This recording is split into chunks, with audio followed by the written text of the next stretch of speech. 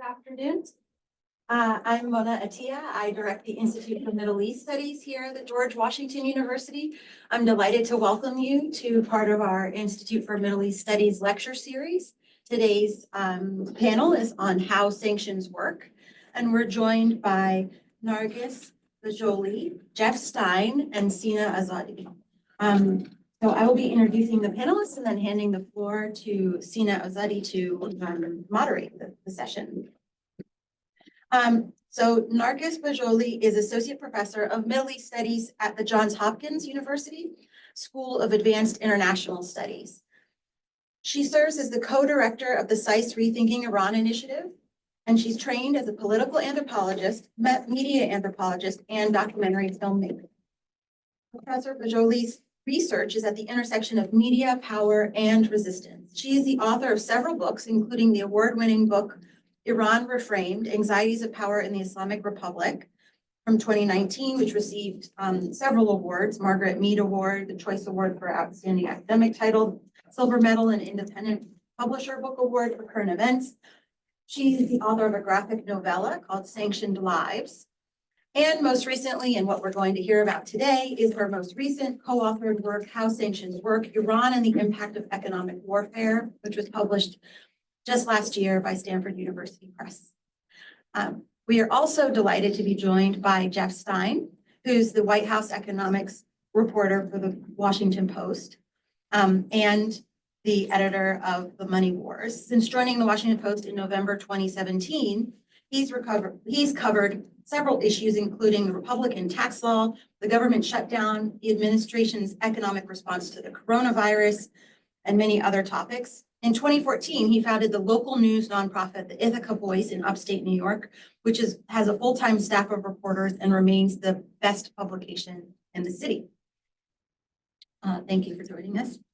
And we will be also hearing from, and the panel will be moderated by IMAS's very own Sina Azodi, who is a professional lecturer of international affairs at the George Washington University's Elliott School here, where he teaches on Iran and foreign policy in the Middle East. His dissertation, which was defended just last year, yeah, very recently, is on Iran's nuclear program, a struggle for security and modernity, and it traces the evolution of Iran's nuclear program. His writing has appeared in the Columbia University Journal of International Affairs, the Bulletin of Atomic Scientists, Arms Control Association, the Center for Strategic and International Studies, and the Middle East Institute.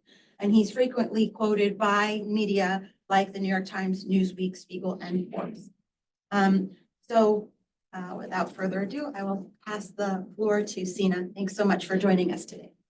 Thank you, Mona, for the kind invitation, and welcome everyone. The topic of U.S. sanctions on Iran is far from new. Since the Iranian Revolution of 1979, the U.S. has imposed a range of economic sanctions on Iran, citing what it describes as Tehran's bad behavior, including its nuclear program, support for non-state actors in the region. And these sanctions, these economic sanctions, have had far-reaching consequences, not only for the Iranian government, but also for the Iranian people inside and outside Iran. Iranian students, for example, studying abroad have been barred from pursuing so-called sensitive fields of study, including nuclear engineering, things like that. Many have also faced the freezing of their bank accounts without any clear explanation. Student applicants who want to study in the United States cannot access application portals of some of the US universities because they live in Iran. These effects extend to Americans of Iranian descent, including myself. My bank account was frozen by Bank of America with no explanation. Now, as we get into today's discussion, I want all of us to think how sanctions actually work, what are the implications on the government, on the people, and whether they're actually effective or not. Again, thank you for joining the conversation. Jeff, let me start with you. You've been covering sanctions for a while, and can you tell us about the history of your sanctions and tell us why they've become so popular? I read in one of your reports that 1/3 of countries around the world have been sanctioned by the United States. Why? Well, first of all, thank you so much for having me. Thank you for the invite. Thank you all for coming out on this very cold day for the incredibly exciting topic of sanctions. Always amazed that people actually will turn out to listen to people talk about something that sounds so esoteric and technical. Please interrupt me if I go on for too long at any point, because I find and have found this topic to be unbelievably fascinating, riveting, and essential, both for understanding American foreign policy, but also our effect across the world. And I just wanted to start out, I'll get to your question in a second, but to frame this conversation, I wanted to read something, which was in the first story we did in our series about sanctions in the Washington Post. So get ready. Iran, North Korea, Venezuela, Syria, Cuba, Yemen, Afghanistan, Russia, China, Myanmar, Libya, Sudan, Belarus, Lebanon, Paraguay, Mali, Ethiopia, Zimbabwe, Nicaragua, Somalia, and the Democratic Republic of Congo. That is a partial list of the countries across the world that are under some form of US economic sanction. And to understand your very good question of how did that happen? Why did that happen? You have to kind of understand the boring minutia about how sanctions work. And one of the critical things about the mechanical operation of sanctions in practice is, unlike a declaration of war, unlike a bill that has to move through Congress, sanctions are incredibly easy for the US president to impose. Does anyone know like the office that's responsible for imposing sanctions? Anyone tell me? Yeah. The US Treasury? Exactly, the US Treasury. And the way the US Treasury decides or goes forward with a sanction is that it decides that some entity, be it a person, an organization, or an entire country, poses some degree of threat to the nation's national security, its economy, or its foreign policy. Now, I don't know about you guys, but that to me is an incredibly broad definition, right? Like that can include almost anything in the world at any time when you think of a set of categories that are that capacious and that broad.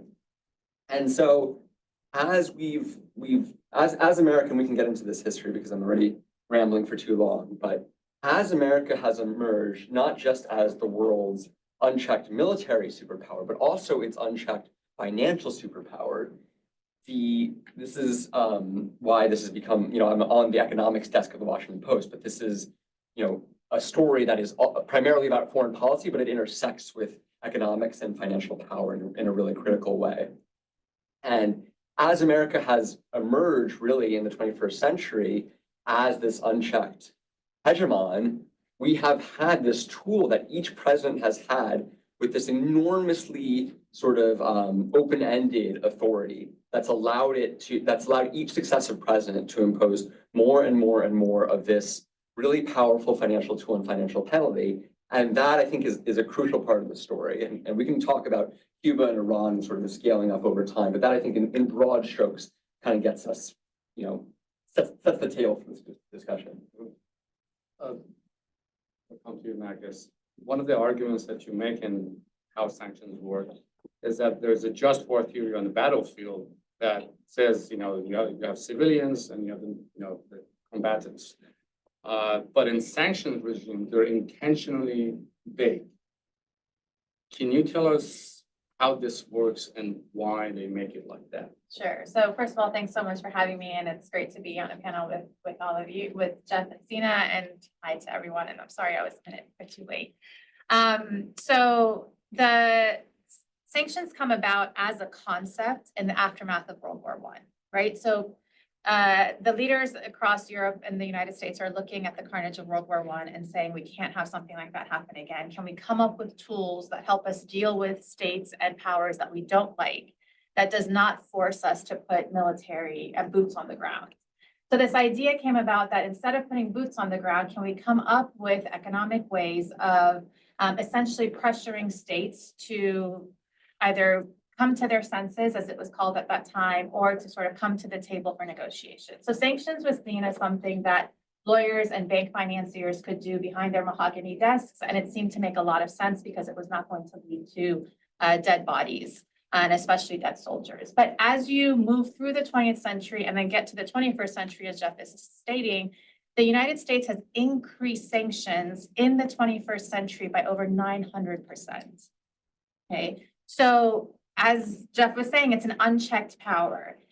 Economic sanctions also does a few other things that are really important to keep in mind, and then I'll get into the ins and outs of your questions. One is that, first of all, it kicks the can down the road, right? So it allows any president to say, like, Russia invades Ukraine, and President Biden at the time wants to look as if he is doing something. One of the first things that they do is they impose sanctions, or Navalny is killed, and they want to look like they're doing something, so they put into effect something like over 200 sanctions, right? Now, those make great headlines, and then people think that something is being done, but you're in essence just sort of pushing down the road the conundrum that is at hand, the foreign policy conundrum.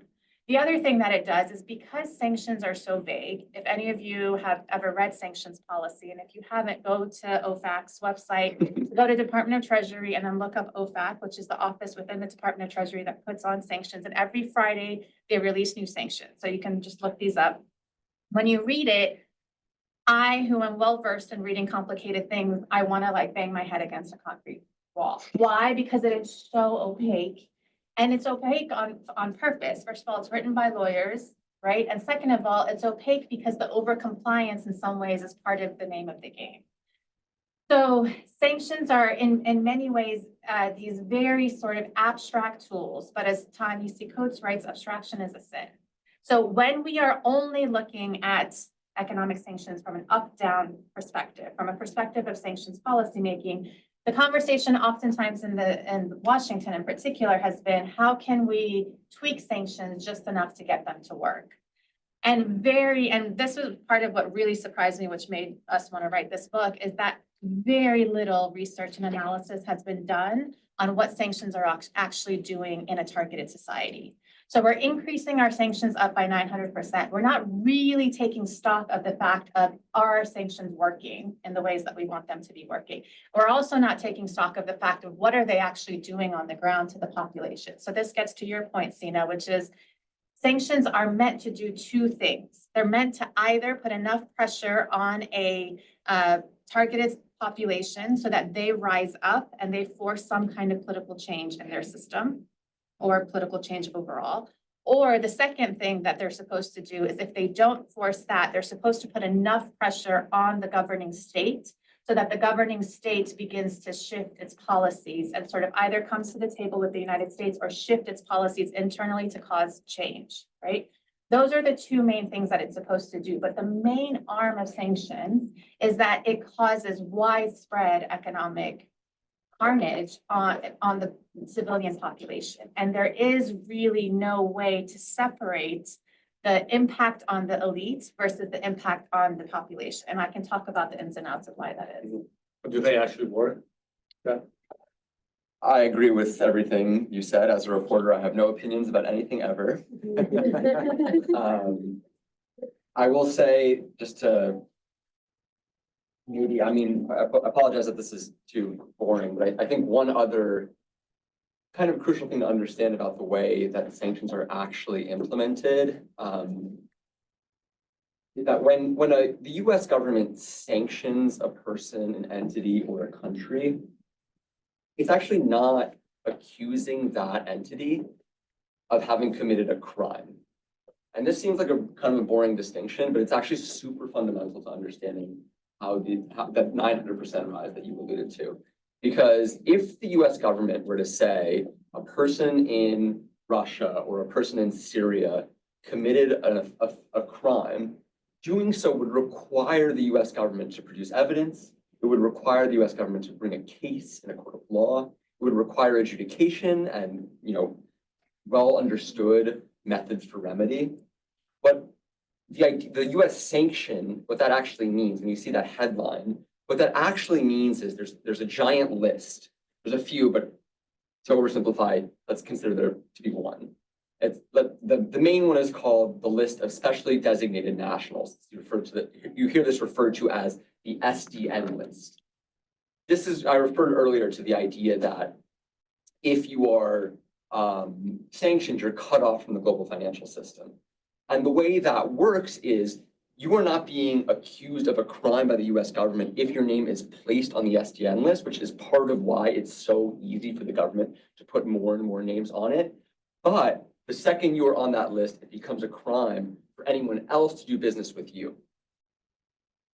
Sounds like a small distinction, but in practice, it has huge operational ramifications. Because if you're a country or if you're a business and you need to buy something that is routed through the global financial system, of which the US has choke points over basically throughout. If anyone, I mean, I haven't read this book, it looks amazing, and hearing everything you said, now I definitely have to read it. Eddie Fishman is a scholar at Columbia who came up with a book recently called Choke Points that I also highly recommend. Fascinating read, goes sort of back 6,000 years on the history of economic warfare and the Peloponnesian War in Athens. But what Eddie kind of points out is that because the global financial system is so interconnected, it is virtually impossible to operate as a country or as an institution without access to the links of the global financial system that the US has access to. So we've created a tool that has punishment and repercussions that are greater or as great as being charged with a criminal offense, right? The real world impact of being sanctioned is that in many cases, you cannot, as you were saying, access your bank account. You cannot buy critical imports that your country might need. These are grave consequences. And yet the evidentiary standard to effectuate that punishment is much lower than it is in a court of law. A follow-up question. If Donald Trump decides to put my name on the SDN list, what does it mean? Well, you're a US citizen, right? Let's say I was not. What does it mean? What are the impacts for me? It means that you are a global pariah, essentially. It means that any institution that wants access to the vast Western banking system cannot do business with you, cannot maintain your accounts, cannot, process your checking account, right? So it sounds like an abstract thing, but if you are cut off from your bank, that could be life-ending, right? Like that is an existential threat. Sure. And so, this is another issue that sounds technical until you realize the huge human consequences. You alluded to this idea of over-compliance. This is a huge thing in the sanctions world. If you guys want to work on sanctions policy, this is a fundamental thing to study because, journalists will say, look, sanctions, you hurt all these innocent people, look at all the humanitarian consequences. And, the Biden administration, the people who work there, I guarantee you, they have heard these arguments. They are not like, oh, wow, this hurts innocent people. I'm shocked. I've never heard this before. They consider themselves to be the good guys. And what they will say, and I think I give them some credit because I think they are trying, or were trying, I should say, now that they're no longer there. They were issuing what are known as licenses. Licenses are exemptions from sanctions. So if you say, North Korea, you are sanctioned, but you can buy food and medicine. That's the license says you can buy food and medicine. And it permits the North Korean state to import those goods. Now, the problem with that is that if North Korea imports something under the guise of it being medicine or food, and it turns out not to be, it's not just the North Koreans who are in trouble. It's whoever helped them process that transaction, right? So this very, very scary trend, I talked to a lot of NGOs, a lot of humanitarian organizations. They are really, really scared and pissed about this because from their perspective, the Biden people want journalists like me to write stories about how they care so much about humanitarian consequences, blah, blah, blah, blah, blah, because they keep issuing these licenses.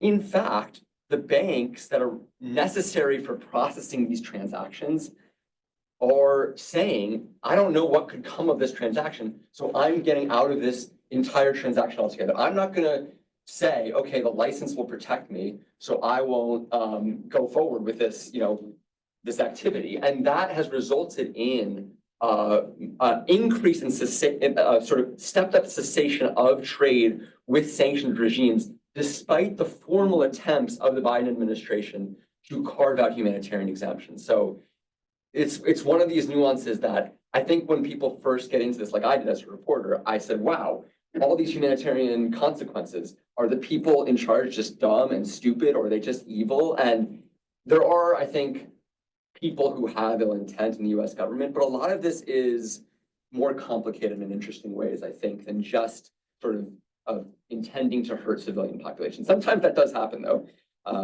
We can talk about some of the stories I had as a reporter where Trump officials would say, I would say, there's a debate about whether these Venezuela sanctions hurt the civilian populations, and some of them would say, like, yeah, that's what we were trying to do, obviously, which struck me as kind of incredible. But can I just add one point to that before you ask a follow-up question, which is that, so after we did the research for this book on how sanctions work in Iran, I was really curious to understand, okay, how do they work in other countries around the world? And do different because, people who work on sanctions will say, well, comprehensive sanctions are different than targeted sanctions, and they're different than human rights sanctions, and different than sectorial sanctions, right? There's all of these different, different kinds of sanctions out there. So we wanted to understand at our initiative at SAIS on Rethinking Iran is the Iranian case different than some of these other cases that are sanctioned in all of these different ways? So we brought together scholars from almost all sanctioned countries around the world, and we've been working with them for the past 2 years, and we'll be coming out with a book. And what we're finding, so there are these scholars who are looking at the South Sudan case, for example, and that's a very clear case in which activists on the ground were calling for sanctions and targeted sanctions because of the genocide in Darfur. So in anyone's mind, these seem like exactly the type of place where sanctions need to be applied, right? It's against very clear human rights abusers. The activists on the ground are calling for it. But the more time went on, those very same activists, after a few years, began to say these sanctions are functioning exactly the same as comprehensive sanctions. Why is that? Because of this question of over-compliance and the fact that sanctions, because they've been increased by over 900%, what you have now is every major financial institution in the world has compliance officers sitting in them now. It's bred an entire industry of compliance officers. And so compliance officers are really just trying to keep the risk down for the bank that they work for, or the business they work for, or the insurance company they work for. And so, for example, let's say, I'm being hypothetical here, but ex-leader in Muhammad Ali in Sudan has been hit with targeted sanctions because of human rights violations, right? A major bank or company is not going to sit, first of all, it's going to say there are 500 Muhammad Alis and across these different places in Sudan. How do I know that the Muhammad Ali that we're doing business with is not the same Muhammad Ali that's under sanctions? So then therefore, I'm not going to risk our company getting into this with the US government and it being fined for it potentially. So we're just not going to do business anymore with South Sudan. So even targeted sanctions under this ballooning regime of sanctions that we have in the US now that's unchecked ends up functioning like comprehensive sanctions. And this is something we have to take very seriously.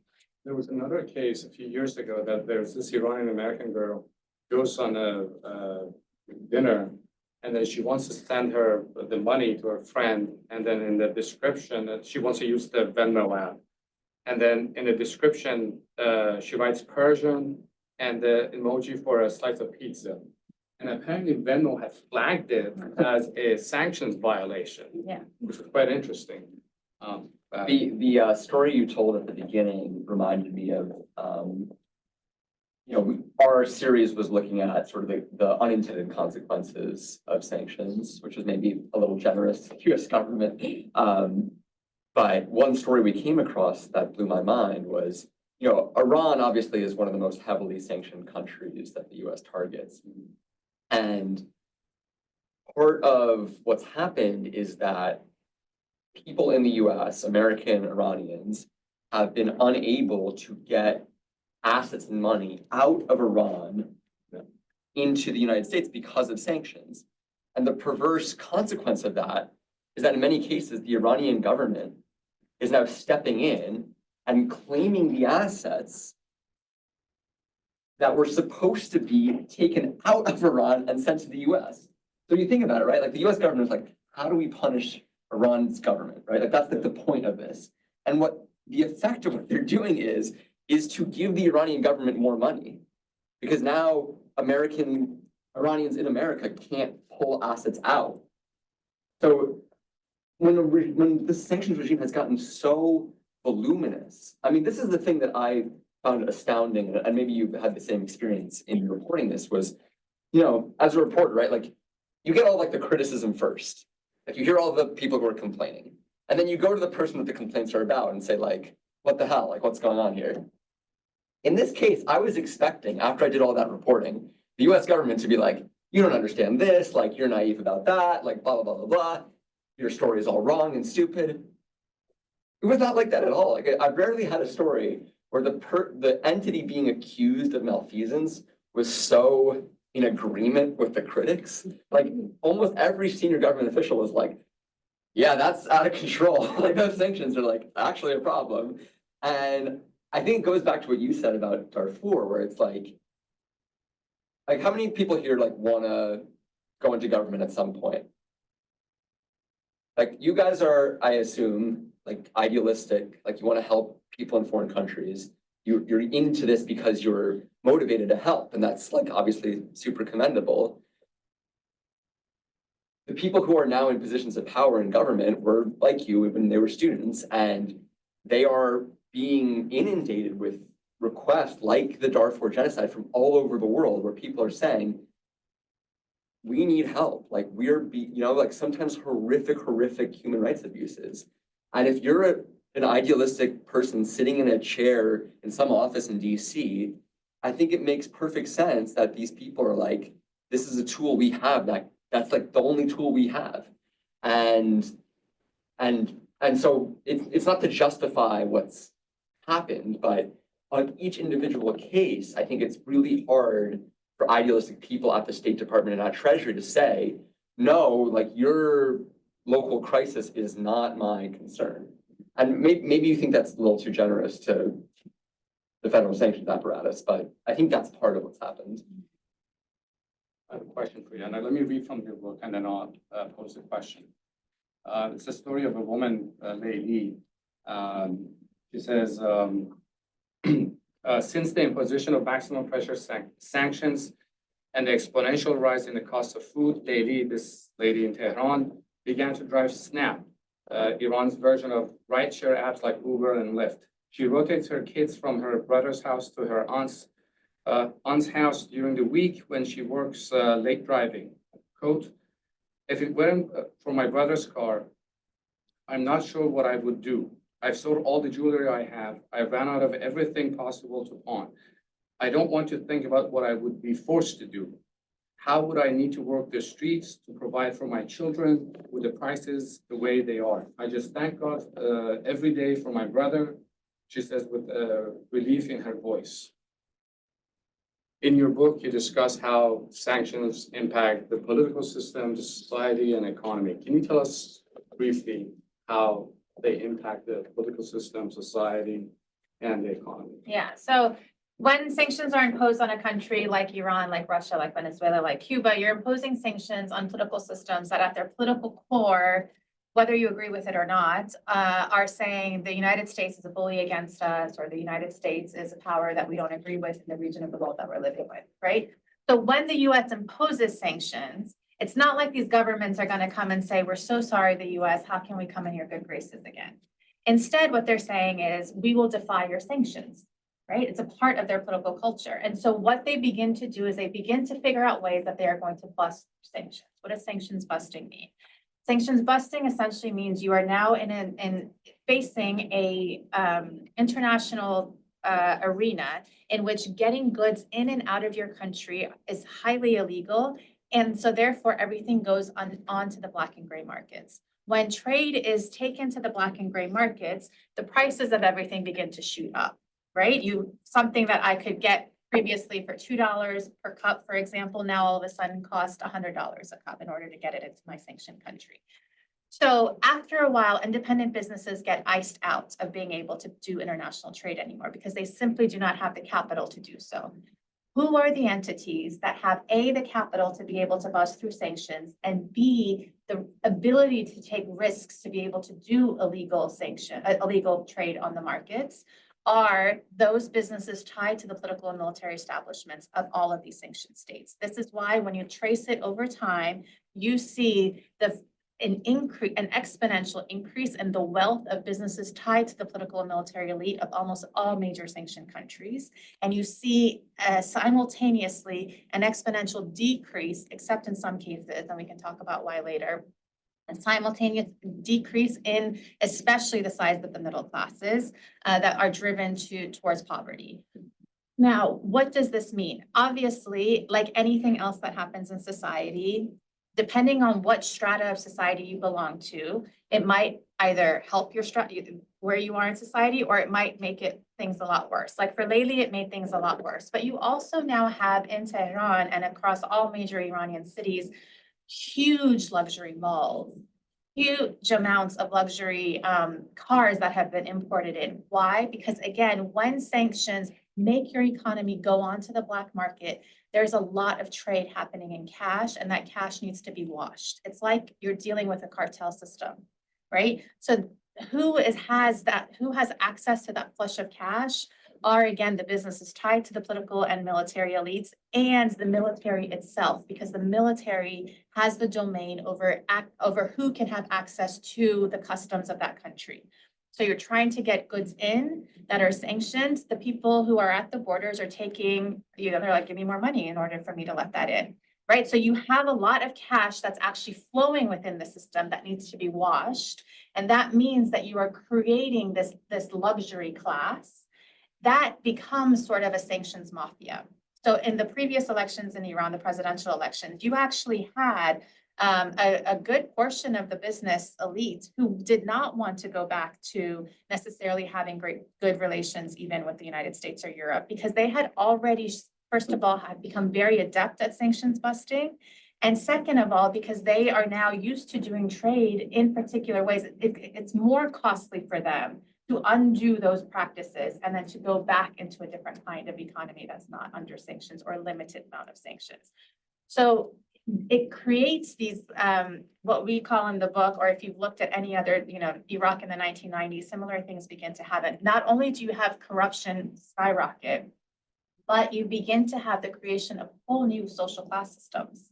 It completely sanctions, the way that we've analyzed it, the way that we did the research for it, really began to show us very clearly that it creates shifts in society very similar to warfare. It creates a generational shift because US sanctions are very easy to put on. They are extremely difficult to take off, right? And in places like Iran, a lot of the people that I talked to and I interviewed would say things like, if they're anywhere around the age of 45 or below, they've never lived a day of their life without sanctions, right? So it causes generational shifts. I think that's such a brilliant point and so well put. Just to add on to that a little bit, the whole conception of sanctions, right, is that we're going to punish this actor and then that's going to change behavior. But part of the sort of resistance or part of the countervailing power in a sort of totalitarian or autocratic regime is often the entities that get hit the most by sanctions, which is in particular civil society and business elites. If you have a private sector that is thriving and growing and powerful on its own, it can challenge the government. If sanctions crush that alternate source of power goes away. We saw that really clearly in Venezuela, where I don't know how many people have followed the story of US sanctions on Venezuela. Venezuela's economy contracted by more than almost any other country in modern history. And about 50% of that, according to the most sort of credible economic estimates, were due to US sanctions, which throttled the Venezuelan oil sector, which was its most lucrative sector.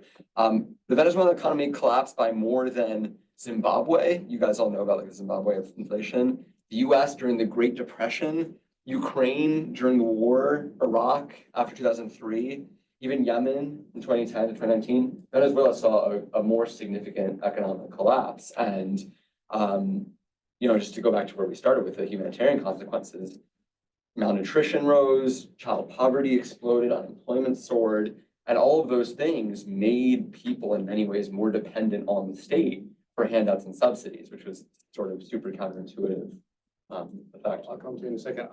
You have so many interviews in this book, and as someone who's done a lot of it, how do you get access to all these people? It's very interesting. I'm assuming you could not go to Iran, so I'm assuming everything is electronic. How do you manage to do all of these interviews? So I'm an amazing work. Right? Thank you. I'm an anthropologist, so we create our understanding of the world to talk to people because we still live in a human-centric world, as much as AI is trying to take over. And even then, it's still a human-centric world. So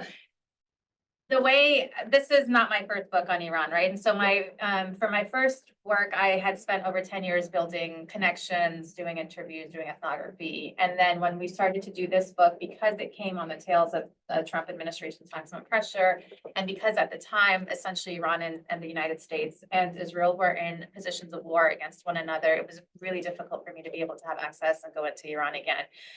But it also happened during COVID, and everyone was on technology. And so actually I found that all of the connections that I had before across the political spectrum, and one of the things I wanted to do was to talk to people who benefit from sanctions and wanted to continue because they're making money from it, but activists who are also very much against the system and want a completely different system in place.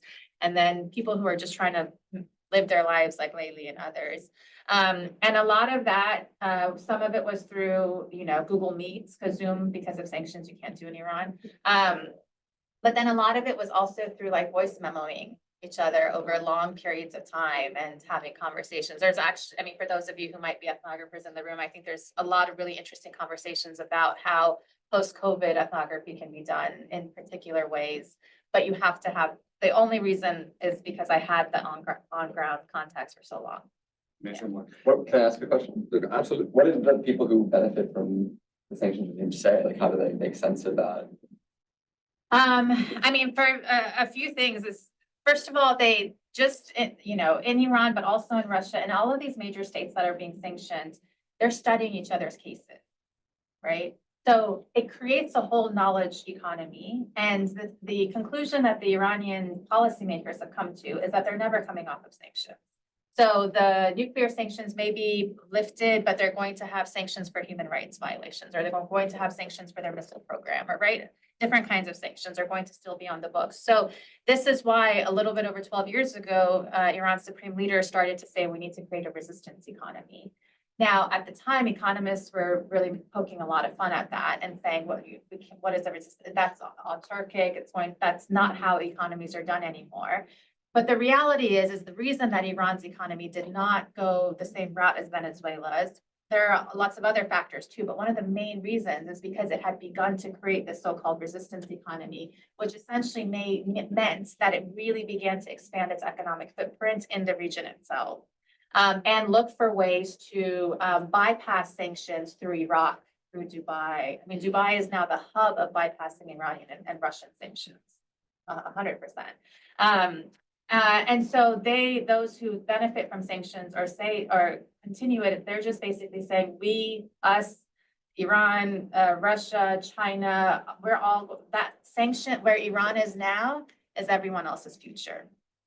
That's essentially what they're saying. And so they have begun to work with Russian policymakers, for example, to create trade routes that are now being implemented between, for example, Iran and Russia that completely bypass the US dollar because they're going in territories that the US has very difficulty to be able to have jurisdiction over. And so they kind of see themselves as being at the forefront of kind of doing a BRICS world in essence, and sort of moving away from the US dominant world. I think it was Iran's former foreign minister, now the vice president, to Pezeshkian, who said that we have a PhD in circumventing sanctions. So, and on that note, I do want to ask you on this, the concept of sanctions backfiring. There's actually a book called Backfire, which talks about how the countries that are sanctions, they create this formation, they form this block of sanctioned countries.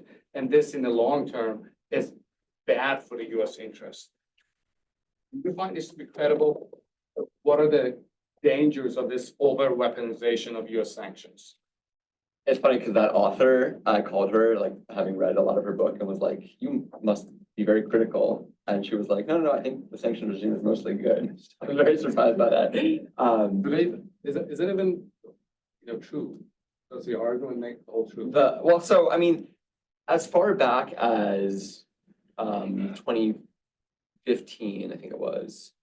Yeah, 2015, Obama's Treasury Secretary, Jack Lew, had given a major address in which he warned essentially that the overuse of US sanctions would lead to exactly what you're talking about, which is if to go back to where we were earlier, if the whole premise of US sanctions working is that you're excommunicating entities from the global financial system, if enough entities, countries, and people are now excommunicated from the financial system, what's stopping them from forming their own system outside of that? And that's precisely what we're seeing. And again, in 2015 or 2016, Jack Lew was saying, like, if we keep massively increasing sanctions at the rate we did under the Obama administration, like, we're gonna have problems with everyone, with this tool no longer working, because you can't kick someone out of the global financial system if they're already kicked out of it, right? And that was before about 11, 10 years, the last decade of massively increasing sanctions. So since that warning, all we've done is move in the opposite direction from what the warning said. And we're seeing still rather nascent, I would say, attempts to form, does anyone here know what SWIFT is? It's sort of this global financial payment system that the US has a lot of control over. China and other entities are trying to build their own sort of systems that communicate between banks. So US sanctions, in part, there's other reasons they're doing it, but in part, so US sanctions aren't as effective. And I think the evidence is very clear that they have made strides. The US dollar is still so, US capital markets are still so liquid and so resilient that the US dollar remains the reserve currency and the choice of most of the world to sort of safeguard their bank reserves and their assets. That said, that metric has been used, up to me at least, as a slightly misleading indicator that sanctions evasion is not a huge problem, because countries can still buy and hold dollars and already be thinking of how they can sort of conduct illicit activity in the shadow of sanctions by creating these alternate financial payment mechanisms. We're criticizing sanctions, but the proponents of sanctions say, well, they've been so effective. Look, the Iranian economy has been crushed. It was the sanctions that forced Iranians to come back and seriously negotiate the nuclear program. And so they're effective, they work. Are they right or are they wrong? Look, I mean, I think sanctions are one of these things. The way that we think about it after having done this research is, I don't think sanctions are going anywhere anytime soon. So the right or wrongness of them is something that I think is a good debate to have. But the reality sitting in Washington, D.C. with all of you is, I think we need to have a more grounded conversation about the fact that sanctions are not going anywhere. And the reality is that part of what we need to think about is not necessarily are they good or not good, although that's something that I'm personally interested in, but much more about, like, this is, to my knowledge, the first book that's saying, look inside a sanctioned country and see what's happening. And then when you see what's happening, our conclusion is that this knife, right, it's kind of like surgery. Like the scalpel that you're using, it's just a scalpel, it's a tool. Sanctions is one tool in the foreign policy arsenal of the United States. But look at what it's doing in its current capacity.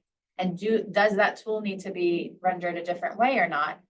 As a scholar, my own personal view on this, and I'm not going to speak for any of my co-authors, is that sanctions will always be punitive. And because of the way that the world economy and international relations are going today, and the fact that it's no longer just peripheral states that are being sanctioned.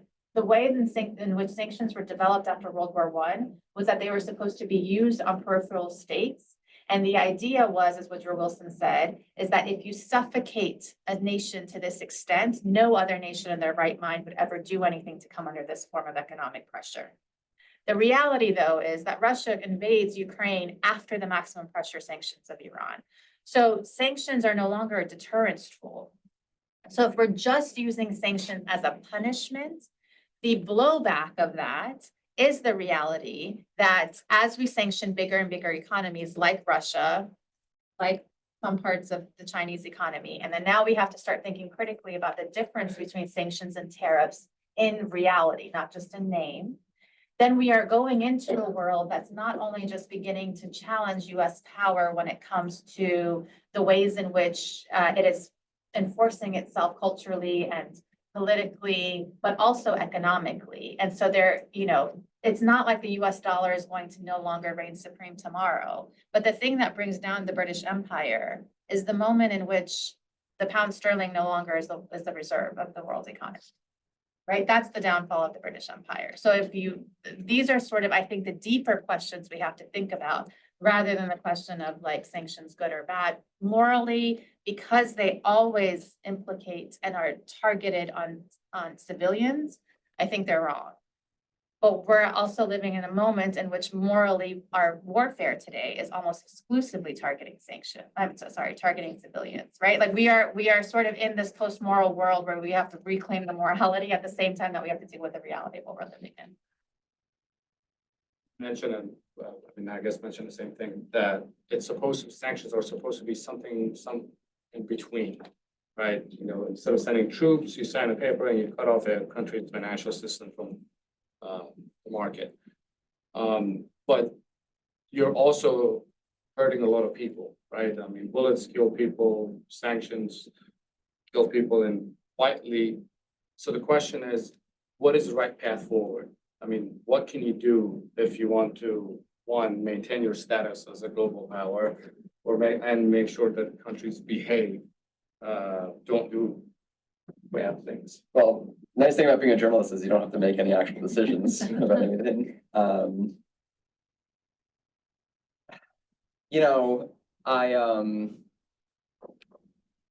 Just to offer a sort of slightly alternative perspective, this summer I went to Guatemala for a story about how many people here have heard that the US has sanctions on Guatemala's mines? Like nobody, it's crazy. Like there's this area in northeast Guatemala, and they're basically the only employer in this obscure town, Los Panzos, was these two mines. And I'd talked to some people and learned that basically that the US sanctions imposed there in 2021 had like completely destroyed like the entire economy of this region. And it was just breathtaking because like my entire job is like Treasury Department, like covering sanctions, like, and this whole an entire community of people talking about like OFAC in like northeast region, like rural Guatemala. And they're like, what's the OFAC process for sanctions removal? Like, how do you guys, like, what is, like, this is insane that this is something that they're talking about. Who is my responsibility to know about this? I've never heard about it until like 2 years after the sanctions were imposed.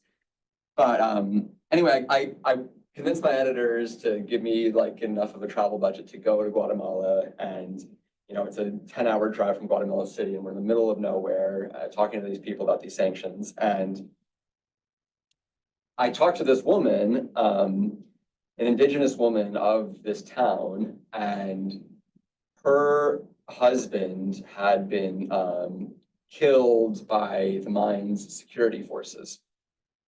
And her family, some of her siblings, and I believe her daughter, had been raped by security forces tied to the mines. And this is an indigenous woman in the worst poverty I've ever seen in my life. And she's crying in front of me and she's saying, like, the day the US sanctioned these mines was the best day of my life. powerful thing to hear, you know? Like, I was there as a reporter because I thought I was gonna expose how the US government had completely blown up the economy of this region. And I think as our story showed, like, we did. Like, we absolutely, like, caused chaos in an obscure part of the world that most Americans have no idea that their country even did, which I still think is incredible. And one part of the story was, you know, people who had been laid off from the mines because there was no other economic opportunity, they journeyed to the US. So we were exacerbating the migration problem that the Biden administration was spending billions of dollars to deal with. So like at one hand, we're spending all this money to deal with migration from the Northern Triangle countries. And on the other hand, we're pulverizing the economy of this region. And yet at the same time, like this woman's story, like it's not my job to be like, no, you're wrong. Like that's not my position. And so it's like, can we hold these realities simultaneously in our heads? I think is a really genuinely hard thing to do. And can I actually, from your reporting, one of the things that I think is really important is, you know, yes, the migrant crisis from Cuba, Venezuela, some of these other places that we might not know as well about, is creating a migration crisis because of the sanctions, which is fascinating. And it's something that we don't talk enough about. And actually, for the first time, some representatives from these southern border cities are beginning to say that we need to think about our sanctions in Cuba and Venezuela specifically because it is leading to huge migration waves. But the other thing is, from your reporting, is the sanctions have created an entire lobby industry in the United States, right? And so not only is it, you know, lobbyists that might be, for example, anti-Russia saying you got to put these Russian companies on the sanctions list, but it's also companies who want their competitors to be sanctioned in order to have an upper hand in the economic system, right? So the very same company that is in charge of the vast majority of the water in California, right, which we've been hearing a lot about because of the wildfires there, is also the same company that has been lobbying the US government very hard to sanction Iran because it doesn't want Iranian pistachios on the market, because they have the monopoly over of pistachios on the American market right now. So it's a question, yes, of national security issues, of bad mining companies, but a whole nother layer of this is elites wanting to outcompete other elites by enforcing sanctions on one another. So there are multiple layers to the sanctions scaffolding. A quick question, and then I want to open it to Q&A. When the policymakers are discussing sanctions, do they even think about the consequences and the humanitarian effects of their policies? Because we once had the architect of Iran sanctions here at the Elliott School, and I asked him pointedly, do people even think? And his response was quite candid. He said, between Iran getting a nuclear weapon and threatening my own family and other people, I chose my own family, which I thought it was an honest answer. So I guess my question is there ever a concern that, sanctions harm civilians? Yeah, I think for some people that concern is definitely there, right? It's not a black and white issue, and it's not like good versus villains. That's a little bit too easy to sort of think about the city in that way, or people who implement these kinds of decisions in that way. But the reality is that if you pay it, I did very deep linguistic analysis on all of these sanctions policymakers and the things that they write and the things that they say in Washington.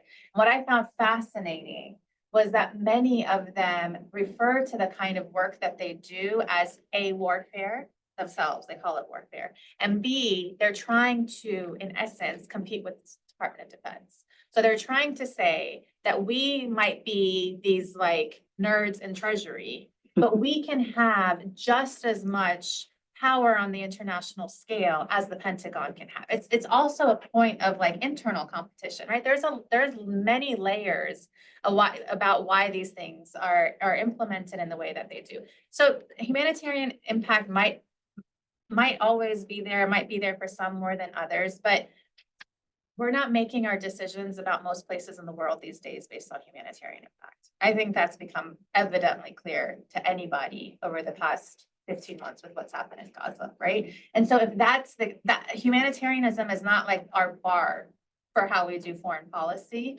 And that's why, for me, what was really more important in sort of understanding this issue of sanctions is this question of do sanctions even work is the wrong question, in my opinion, because sanctions from an economic power of the United States, of course, they do work, right? They do work. They make ripples, waves in society. But what is it? What is it that they're producing? And that's really where we need to be focusing on.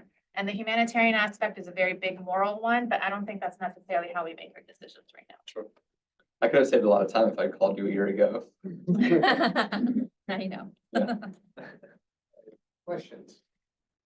Introduce yourself and go ahead. Yeah, hi, my name is Ashita. I am a master's student at the Elliott School. Thank you so much for taking the time to speak. Kind of touched on this by saying like sanctions aren't going anywhere, but where do you see economic policy going in the next decade or so if collusion between sanctioned countries, entities, individuals, if that continues and rises and the US sees a threat in the world of like great power competition, especially with China, and if it creates its own like SWIFT system, basically.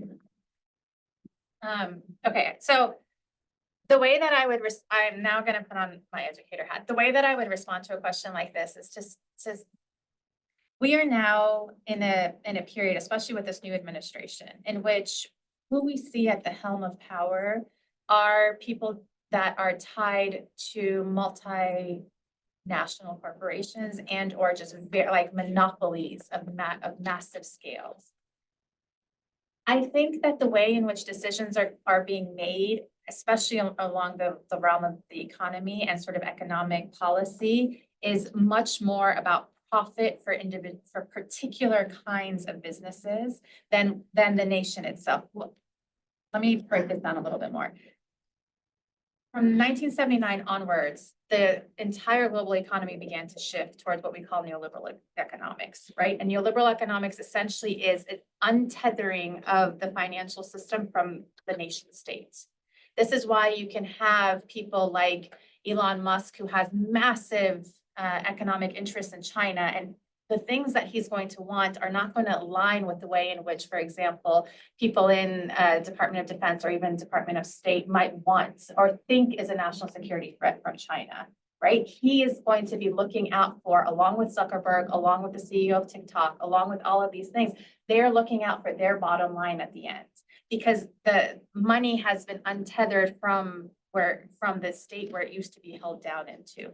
So we're moving into an era in which the ways in which these decisions are being made are about the profit line of these mega corporations, in addition to it just being a decision of national security from the state. So it's becoming really complicated. Sure. Thanks so much, everyone. It's been very enjoyable. Sam Rashat, I'm a professor at the University of Oklahoma, and I'm a visiting scholar here. So getting back, and I agree with you completely that the question of do sanctions work might not be the right question in some senses, but I want to go back to it.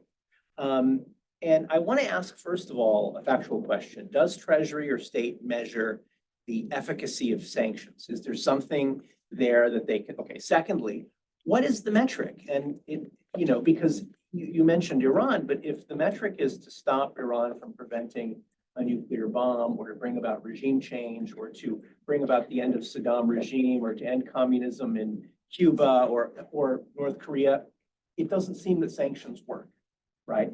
But that seems to be the answer to your puzzle, because it's much easier to do sanctions than to do war. And there's less of a domestic impact or consequence because nobody's being drafted or sent to Vietnam to die. And so that seems to be a logic that means that sanctions aren't going to go away, even though they're not producing the results that they supposedly are intended to produce. I would just respond quickly on the first question, if you give me the second. I was very interested in that precise, as a journalist, you want more information, like what are the facts that we can evaluate here? And a lot of people inside the government openly said, like, we do not collect nearly enough information. The Guatemala example I mentioned, They couldn't tell me how many people were laid off, how many of those people migrated, the economic effects on the region, like those were, to your point about the scalpel, right? Like, and you're like cutting in somewhere, like we don't know like what we're hitting. And Treasury, in response to these complaints in 2022 or 2023, hired the first ever sanctions economic analysis team. We've been doing these for like 60 years. And for the first time, they were like, we should have someone like look at the economic effects and like study them. And it's still like an incredibly small team. So that seems like one very obvious place for reform where we can say, like, can we get more data before we, continue to apply these things in such huge volumes. And you have a thought on the second? On the second part, I would say, it comes back, I think, down to this question of, on the one hand, sanctions proponents will say, it's to, like, for example, in the case of Iran, it's to so Iran doesn't have a nuclear weapon, or so that we can contain Iran in the Middle East, so it's not this menace to the rest of the region that we think it is. But part of what we argue in this book is that sanctions were meant to be an alternative to war. But in the case of Iran, it actually is becoming a cause of war. In the case of Russia, we have to wait a little bit longer to see how it plays out. But you could also argue that instead of it restraining Russia, it's actually making it more aggressive. So it's in many ways solidifying conflict. And the way that I think of sanctions now is it's another form of US forever war. Monica Feldman, professor here at GW, also a anthropologist. Thank you both. And my question actually, I think, resonates with both of your comments, but it's partly, I read the book, which is wonderful. And one of the things that really struck me, partly because of my own interest, so we all read things through the things that we're interested in, was the ways in which sanctions operate as kind of unregulated, ungoverned, unlawful, not meaning illegal, but not under the confines of law, war. So my question comes at the humanitarian question less from a matter of compassion and more from thinking about international humanitarian law as a mechanism for governing war. It's very clear that sanctions do many of the things that war might do, but without any kind of the limitations that international humanitarian law is meant to provide, recognizing, as we've seen, the extreme limits on the capacity of IHL to do even that.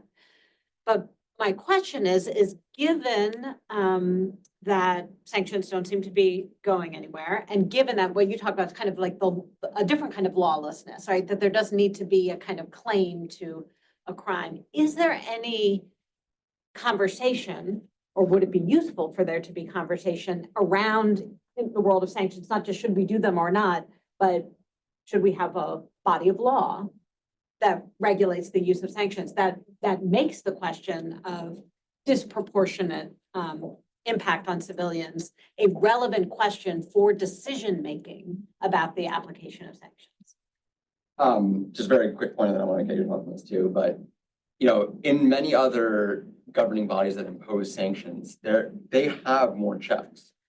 I think it's the United Nations where sanctions have to be voted on to be renewed. They have to perform analyses on the impacts on civilians.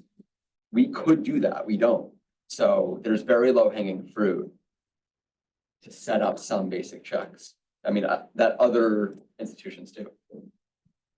So the UN has been talking about this for quite some time. There was recently a special rapporteur who was looking at this particular issue. There has been a lot more conversation about the need for some kind of international humanitarian law and regulations on this question. Obviously, though, just like a lot of other things, it comes down to a question of power. So within the UN, there's a big push, mainly because a lot of these humanitarian organizations on the ground are running into such difficult problems because of sanctions. And so they understand the implications of this very well. But the conversations, at least for now, have not gone really anywhere because the US won't allow it to go anywhere. And they tend to hold a great sway of power within the UN itself. So the conversations are there. They just sort of need more and more momentum. There was also a 2018 ICJ ruling that said the US has to remove some of its sanctions on Iran because of violation of humanitarian rights issues. Couldn't do anything. Yes. I had a question. My name's Chris. I'm an undergrad in the history department. Since you mentioned that sanctions could have an effect on countries in terms of like their society and their class structure and all of that, similar to war, I was wondering sort of how we could place that in the context of, since so many of the countries that have been under heavy sanctions have also been at war for long Yeah. periods of time. And so like in Iran, does like the legacy of the Iran-Iraq War shape like how people experience sanctions? That's such a good question. That's a great question. The way that I would answer that is that one of the ways in which sanctions don't work on the ground, quote unquote, is that there tends to be a spawning of mutual aid networks that comes about. In a place like Iran, that actually really first started with the Iran-Iraq War.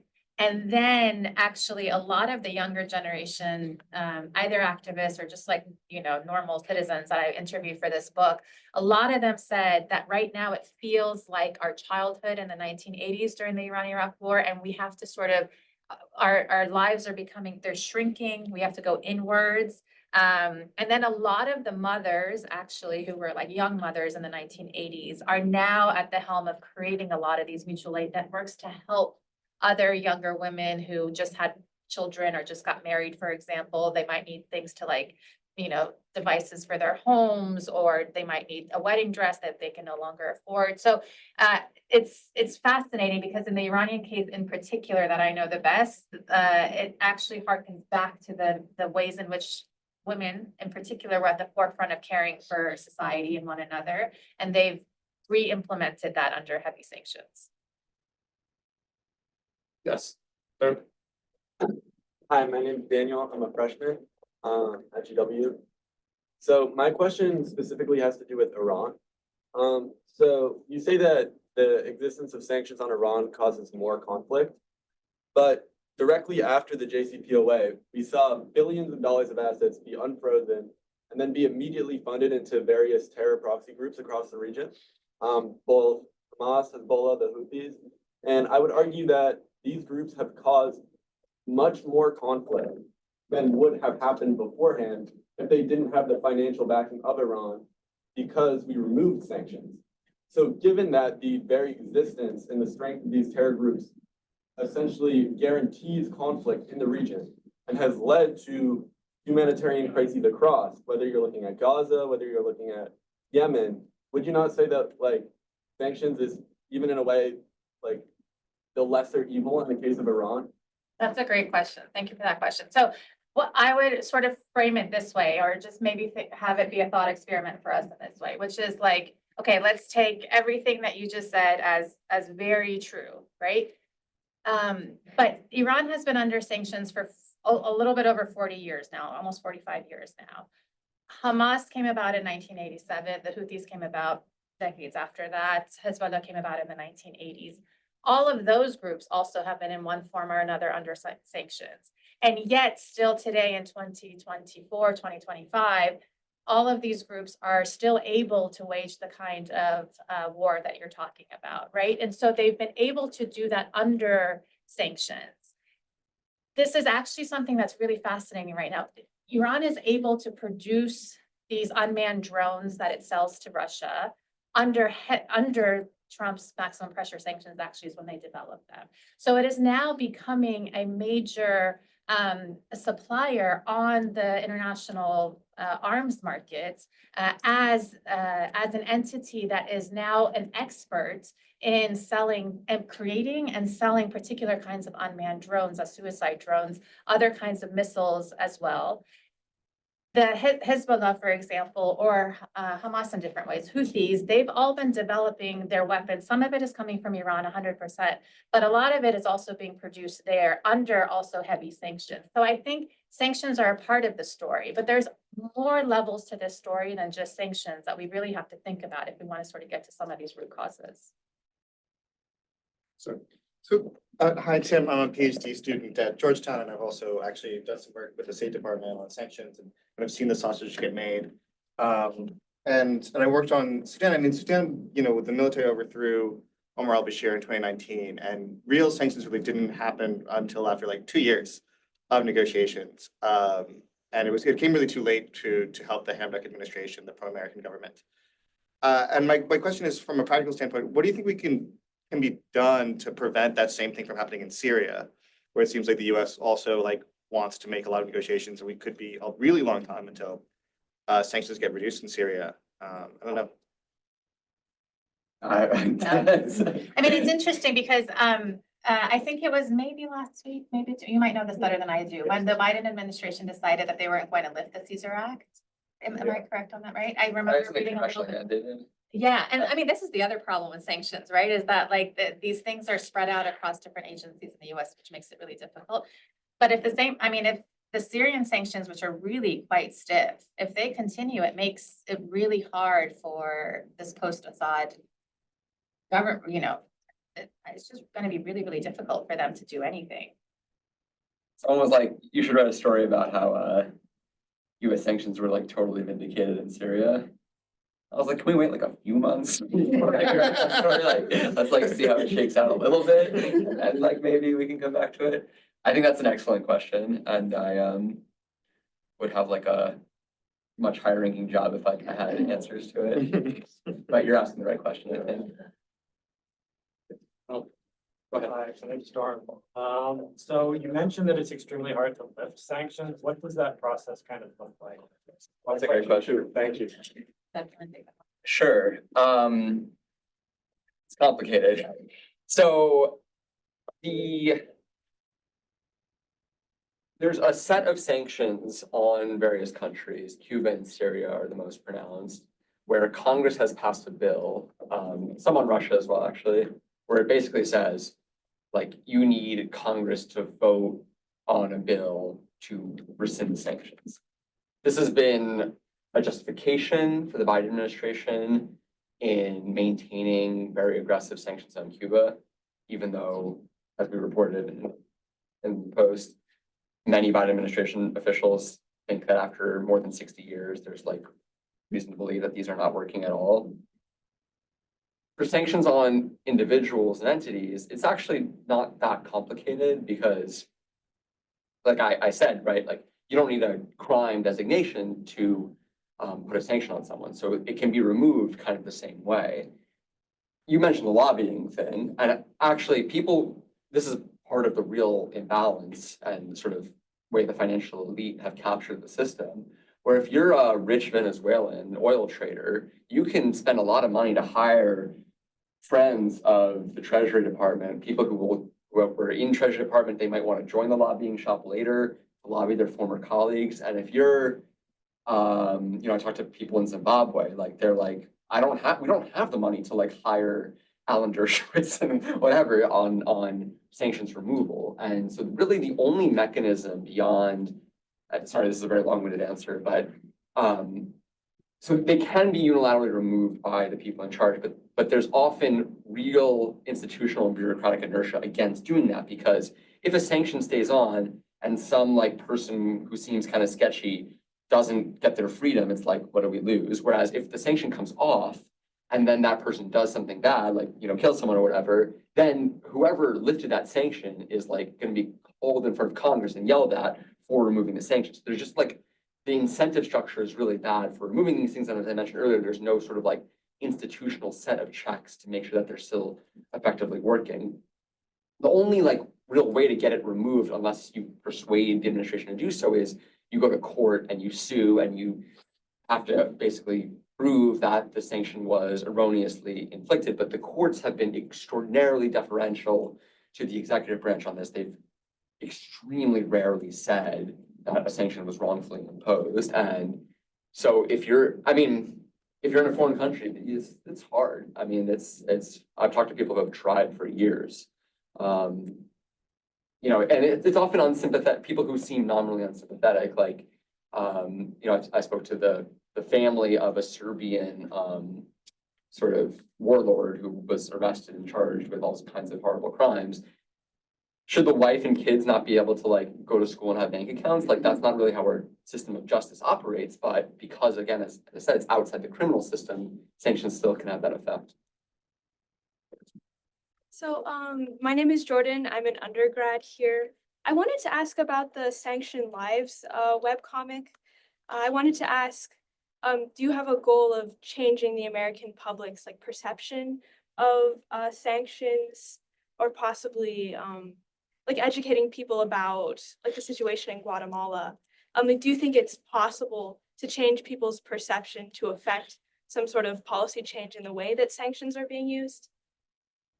Thank you for that question. So, sanctions, because again, as I said, the way in which sanctions are written is so complex.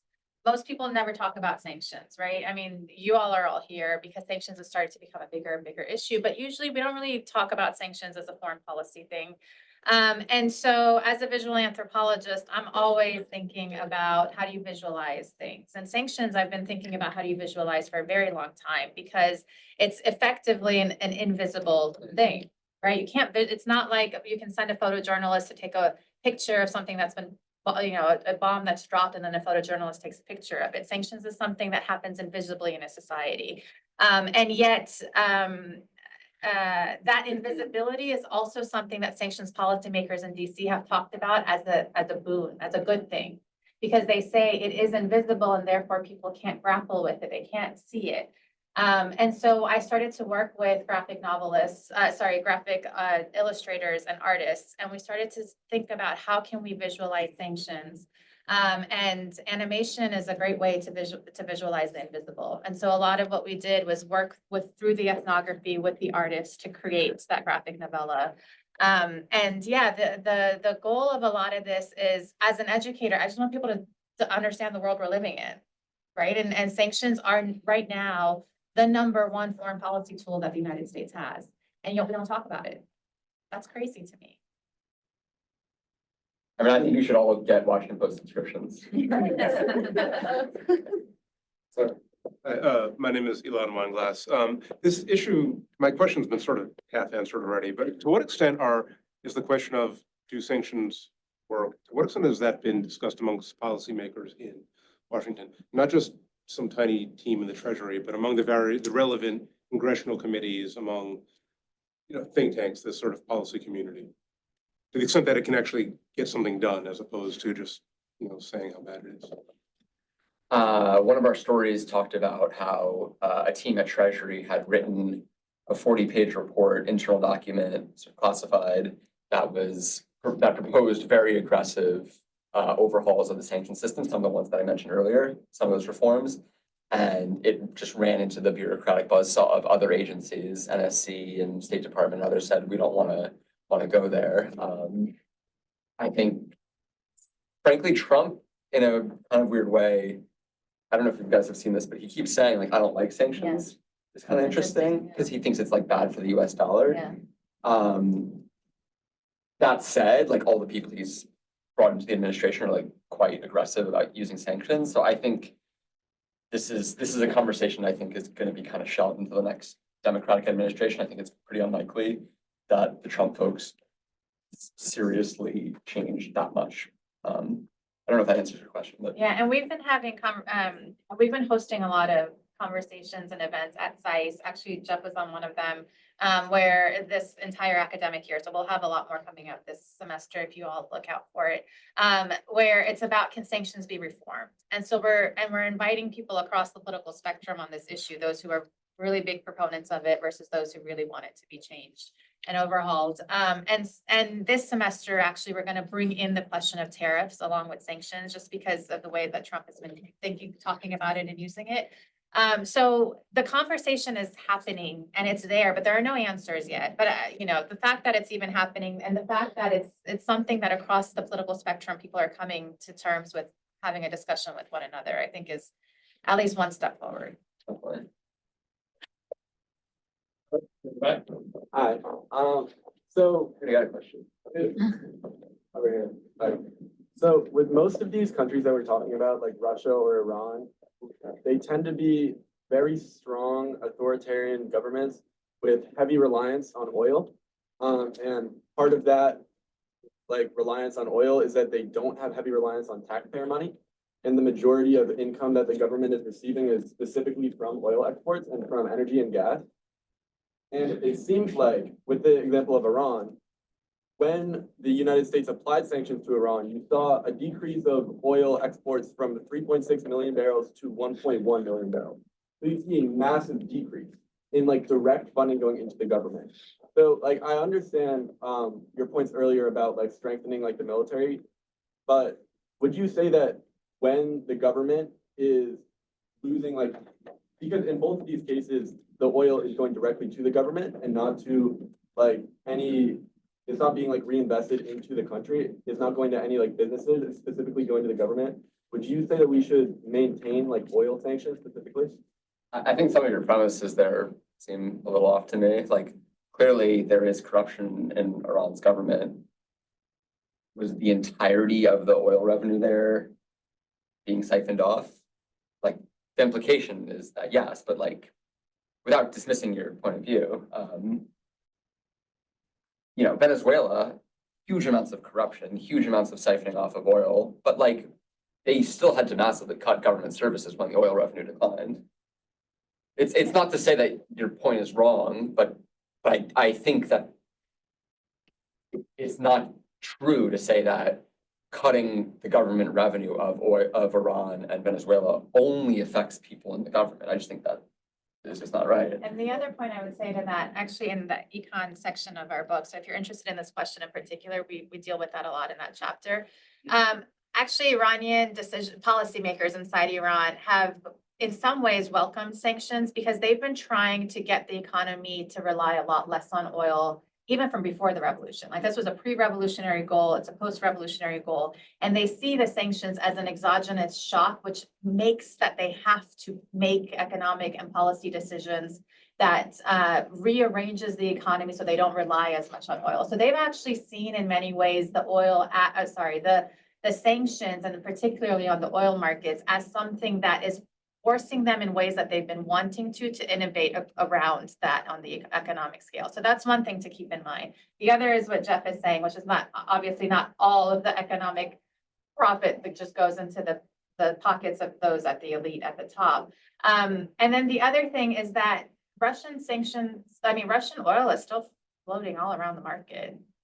The Russian sanctions on oil is actually not working, right? That's if you talk to anyone who knows oil and who knows the oil markets, the oil markets are flush with Russian oil. The Iranians also do lots of different ways of getting around the oil markets. Again, it comes back to the point of all of these countries will figure out ways to bust through sanctions. So the question becomes, I think, a much sort of deeper question that we have to be asking. And one last point, that the oil revenue that the Iranian government has historically received, it pays for pensions, teachers, government employees. So all of these, again, people who present the regime are dependent on the salaries that the government pays them, in addition to the social security system. So one of the things that I actually found is that the Iranian government has been forced to cut off the social security spending as a result of the maximum pressure campaign, which directly impacts people's livelihood, right? Is there anyone else who hasn't asked a question? She didn't, yeah.